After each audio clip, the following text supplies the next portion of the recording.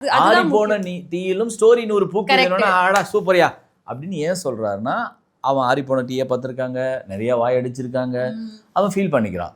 இப்போ அங்கே போய் தேநீர் அப்படின்னீங்கன்னு வைங்களேன், அவனுக்கு தேநீர் தெரியணும், முதல்ல பழகணும். இப்போ நான் வந்து ஒன்றும் இல்லை, அவர் தப்பே கிடையாது. இப்போ நான் வந்து சின்ன வயசில் இருக்கும்போது பார்த்தீங்கன்னா வெக்கையாக இருக்கும். அப்போல்லாம் ஃபேன் வந்து ஓடும், எப்போயாவது கரண்ட் இல்லைன்னு வைங்களேன், அப்போ ஊர் சைடெலாம் கரண்ட்டு நின்று போயிடும் கோடை காலத்தில்.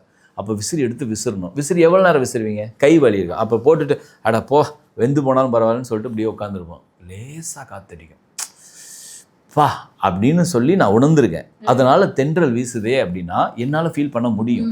ஆனால் இப்போ லைட்டாக வேர்த்துதாவே ஏசியை போடு அப்படின்னு உட்காந்துக்கிறோம். இப்போ தென்றல் வீசுதுன்னா அவனுக்கு என்னமோ சொல்கிறாரே அப்படின்னு தான் தோணும். ஆனால் அவங்ககிட்ட போய் ஏசி காற்று வீசுதே அப்படின்னா அவன் ரியலைஸ் பண்ணுவான். ஏன்னா அவனுக்கு அதுதான் தெரியும். இப்போ வளர்றது வேற அப்படிங்கும்போது உனக்கு வந்து தென்றல்னா என்னன்னு தெரியாதா அப்படின்னா தெரியல, அவனை அப்படி தானே வளர்த்துருக்கோம், அப்புறம் என்ன பண்ணுவான் அவன்?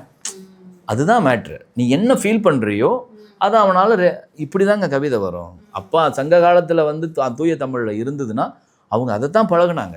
அவங்களுக்கு ஆங்கில சொற்கள் ஒன்றுமே தெரியாத. அப்போ ஆங்கிலேயர்கள் வரலையே. எல்லாமே எப்போ நம்ம எந்த இதில் பழகிறோமோ அதுதான் படைப்பாக மாறுங்கிறது என்னோட கருத்து.